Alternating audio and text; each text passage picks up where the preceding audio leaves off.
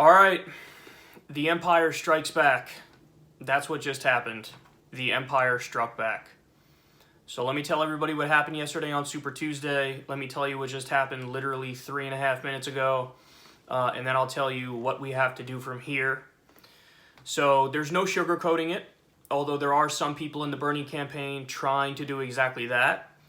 I respect the fact that they're trying to put a positive spin on it, but on this show you only get the truth, so I'm going to give that to you.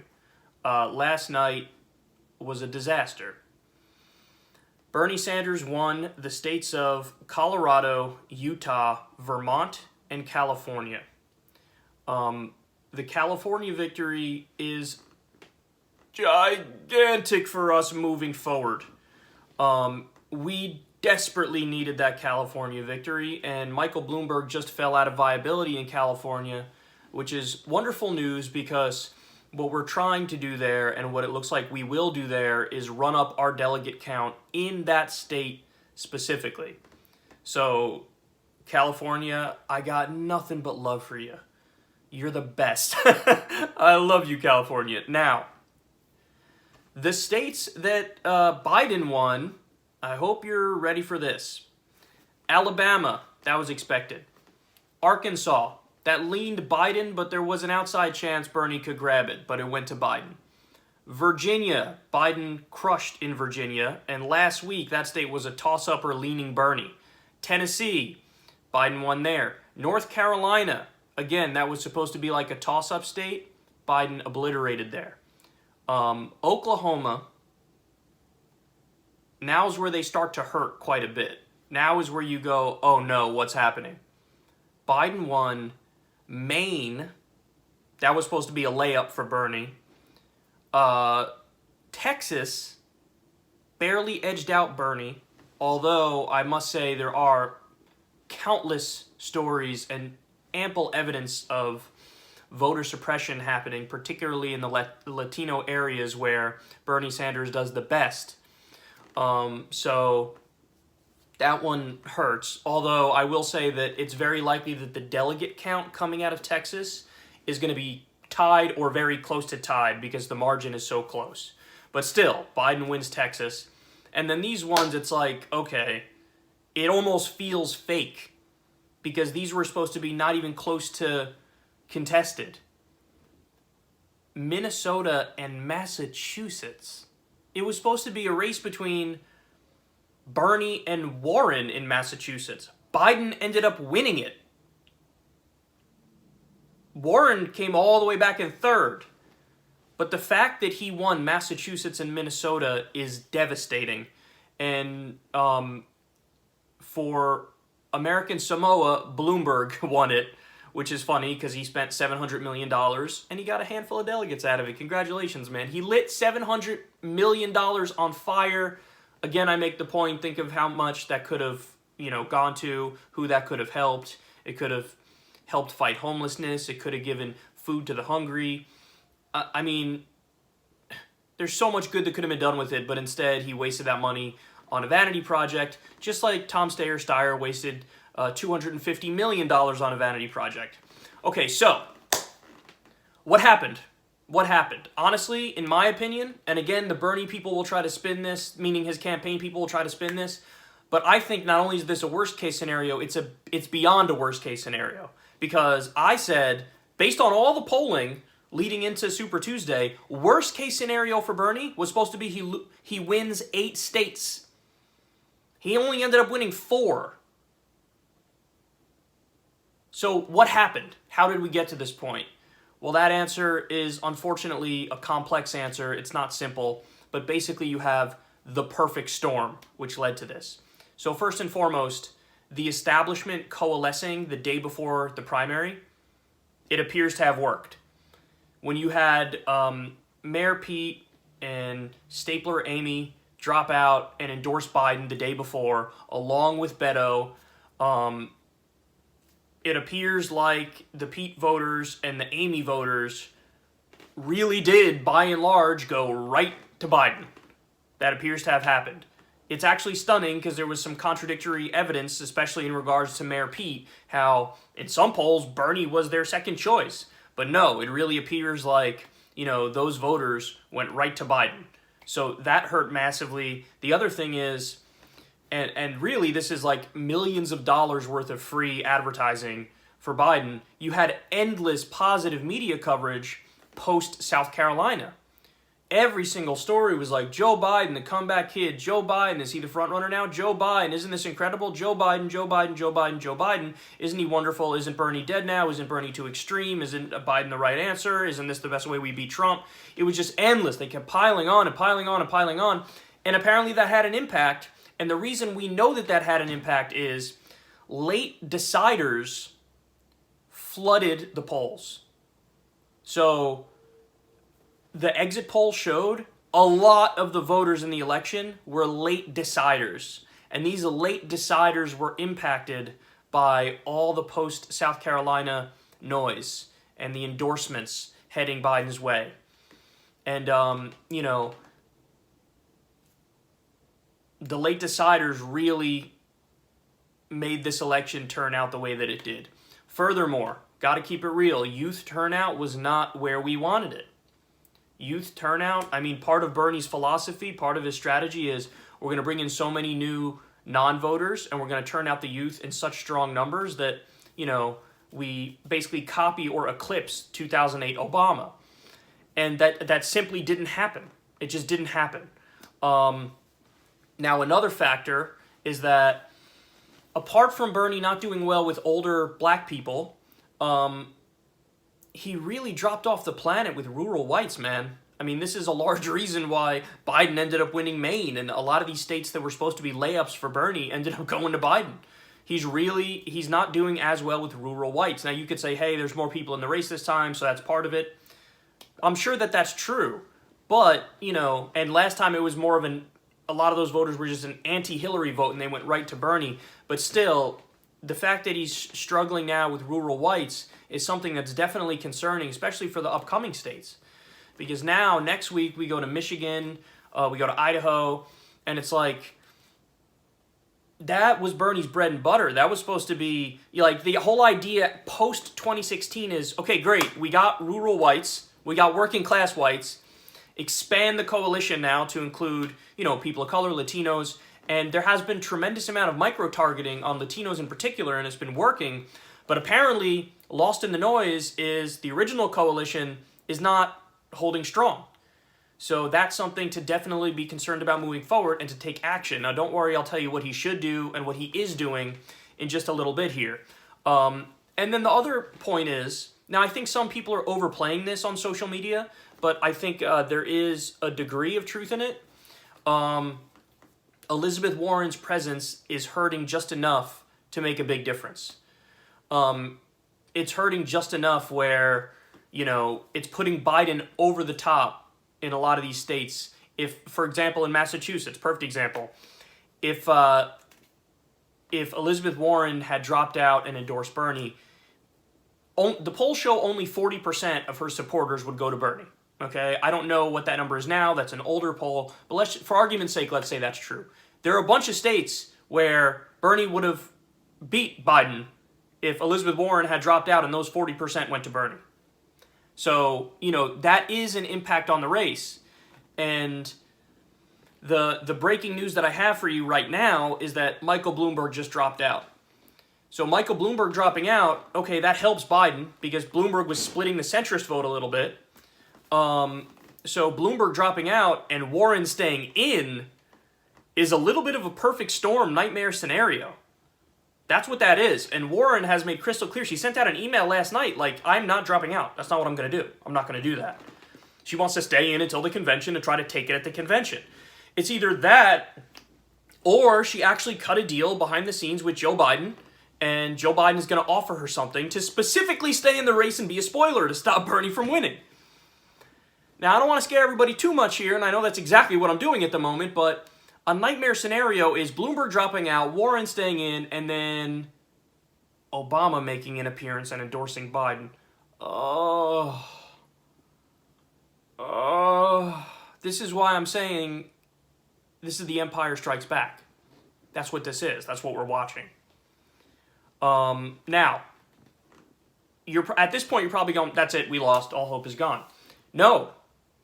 I will say a majority is out. Bernie's not going to win a majority. It's not going to happen anymore. But it's certainly not out. A plurality is certainly not out. Right now, Biden leads in the popular vote, but Bernie, when all the votes in California are done being counted, Bernie and Biden are basically going to be tied. So basically, guys, hit the reset button. This is now a brand new race, and it's us versus Joe Biden. And we have to do everything we can, everything in our power to defeat Joe Biden. Now, the good news is he's the most beatable candidate you could possibly think of. Guys, I take no pleasure in saying this. I really don't. He has dementia. It's obvious. Anybody who's been paying attention, anybody who's been watching, the progression where he's slowly but surely losing his mind. It's a terrible thing, but it's definitely happening. There's no question about that.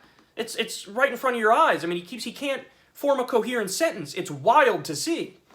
So the establishment would rather roll the dice on a guy with dementia to run against Trump than have social democracy. Okay, duly noted, but now it's a brand new race. And it's going to be us versus Biden. That's what the focus is going to be. He's going to be under a hell of a lot of scrutiny now, new scrutiny now, because he's the front runner now, even though they're going to be roughly tied in the delegates when all's said and done with the votes counted on Super Tuesday. But, okay. So what do we do from here? What do we do from here? How do we come out with a plurality and then fight at the convention? Because that's what's going to happen. If we win a plurality, they're still going to try to take it from us. So we're almost certainly going to be going to Milwaukee to fight it out. To try to say, hey, Bernie has more votes, so he should be the nominee. But here's what we do. Number one, Bernie Sanders and his campaign has to aggressively expose Biden's record. To this point, every time Bernie opens his mouth, it's my friend Joe Biden, my friend Joe Biden, my friend Joe Biden. He even went as far as to, basically call out his own surrogate, Zephyr Teachout, when Zephyr Teachout wrote a factual article detailing Joe Biden's corruption. He said, no, I don't want to call Joe Biden corrupt. But he is corrupt. What are you doing? You're in a primary. You're running against him, and it's true. Truth is always a defense. So Zephyr Teachout was correct. Bernie Sanders was incorrect. And from now on, you have to be aggressive, you have to go after his record, and you have to pull no punches. Pull no punches. It's you versus him. It's going to be you or him as the nominee. And we can't have a guy with dementia going up against Trump, because then Trump is almost guaranteed 4 more years. Point number 2. Tell voters, you have to tell them this, in a similar way to what Trump did in 2016. Tell voters that this highly organized effort to take you down is because you represent the will of the people, and you're not representing the corporate donors. And all of the Democratic establishment people who just came together in backroom deals, they did that to stop you because they represent the corporate donors. You have to call out the corruption. To this point, he hasn't done that. You have to call out the corruption and say that's what this is. Because I got news for you. The Republican establishment lost to Trump, and they weren't as organized. Up until a couple days ago, the Democratic establishment was equally unorganized to, the Republican establishment in 2016. But as soon as Mayor Pete dropped out, Amy dropped out, they endorsed Biden. Beto came along and endorsed Biden. You got the positive media coverage. That was the establishment coalescing in a way that the Republicans in 2016 failed to do. So we have a more highly organized opposition. So you have to recognize that. And one of the strongest weapons you have against that is to call it what it is. Say, hey, hold on now. Don't you find it curious the day before Super Tuesday, they all had to drop out and endorse Biden? I wonder why that is. You do know that if they didn't do that, I would be running away with this thing, right? Ask yourself, why did they do this out of last-minute desperation? Answer, they represent the corporate donors. I don't. Vote for me. The third thing, and this one is super important, you have to stress that Joe Biden is the extremist. It's not you, Bernie. You're the moderate. I get it. You're doing the whole political revolution thing. Every time you open your mouth, you say, oh, I'm a democratic socialist, I'm a democratic socialist, I'm a democratic socialist. Enough. Drop it. The people who need to know that know that. Your job is to try to chip away now at the people you're struggling with. Bernie in some states was getting like 7% of older voters. Bro, I hate to tell you this. That's a giant weakness. That's a giant weakness. This is probably one of the reasons he's losing the rural whites. is because, when you portray yourself with a label that's viewed as ideologically extreme to the old guard, then the old guard, the voters, are going to start to dislike you.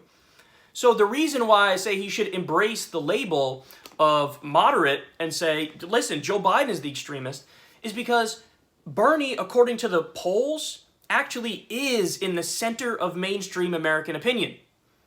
Whatever the American public believes, he reflects that on virtually all the policy issues. So what you need to do is let everybody know, remind everybody. No, me? No. Don't get it twisted. I'm the moderate in this race. I'm the centrist in this race. I'm representing the center of mainstream American opinion. You know who Joe Biden is representing? The donors, the corporations. You want to talk about extremism? How about voting for an illegal war that killed a minimum 200,000 innocent civilians in Iraq? How about that? How's that for extreme? How about voting for the trade deals which outsourced all the jobs in Michigan? Who's going to vote next week? How's that for extreme? He's the extremist. I'm the moderate. That framing is so important because he allows people to run away with labeling him as the extremist, the far left guy. And we need to change that framing because it's not even true. If Bernie represents what most of the developed world has already done, and Bernie represents mainstream American opinion, how on earth is he far left? No, the reality is it's Biden who's the extremist and who has a terrible voting record, and it's time to call that out. And then the fourth thing is you have to keep hammering away on electability and how Biden would definitely lose to Trump. Because we started leading in the category of electability, but as soon as the establishment coalesced around Biden, Mayor Pete dropped out, Stapler Amy dropped out, endorsed Biden, Beto came along too to try to help him out in Texas. As soon as they coalesced, as soon as the media started relentlessly saying, yes, Biden, boom, the polls flipped again, and Biden shot up, and now he leads us on the question of electability. So I have no doubt that one of the main things driving his performance last night is that a lot of normie Democrats, older normie Democrats, genuinely believe because they've been brainwashed that, oh yeah, this guy's, our best bet to beat Trump. Even though that's not true. Bernie is our only chance at beating Trump. Time to say that, scream it from the mountaintop, scream it through a megaphone. Never say a sentence without pointing that out. We beat Trump. We beat Trump. We have the movement. The polls show we do better against Trump. Guys, he's struggling forming coherent sentences. You really want to roll the dice on that? He's got no enthusiasm. He can't get 20 people in a gymnasium, and we're packing stadiums. So this was the Empire Strikes Back. This was the revenge of the normie Democrat. Guys, we're not out of it, but right now we're fighting for a plurality, and it's going to be a dogfight. The good news is, I will say this, there's already signs that the Bernie people understand what they have to do, because today they're out with new, really powerful ads. One going after trade in Michigan, talking about how Joe Biden supported all the trade deals, NAFTA, permanent normal trade relations with China that decimated the states and outsourced all those jobs. So they have a hard ad there. They're running ads in other places on Social Security and how Joe Biden has supported Social Security cuts and Bernie has always fought to protect Social Security. They're even running an ad in Florida, which is an ad that's great. It's micro-targeted for Florida, which is it shows Obama saying nice things about Bernie and Obama saying, you don't have to do this, Joe, talking about Biden or quoting it from an article. Because that's what Obama said at the beginning. He thought, well, Biden's going to flame out, so Joe, you don't have to do this, man. He was hesitant and he was like, you're going to lose, basically. So Bernie's running that ad in Florida. So there are signs that he knows what he's doing. But now it's a dogfight, guys. Reset the race. It's brand new. We're no longer talking about trying to get a majority because we can't. Now the question is, will we get a plurality? And then we have to fight at the convention. But listen, don't despair. You have to get more involved now. You have to get more involved. Make phone calls, text, whatever you got to do. Craft arguments that are specifically geared towards the demographic you're going after. Because, listen, truth be told, we got our clocks clean last night. But thankfully, we had a big enough, delegate lead. We had a strong enough delegate situation where even though we didn't do well, we're going to be roughly tied in delegates. So it's a brand new race, and now we're one-on-one with Biden, and we have to go after him with everything we got. And the good news is he's definitely beatable.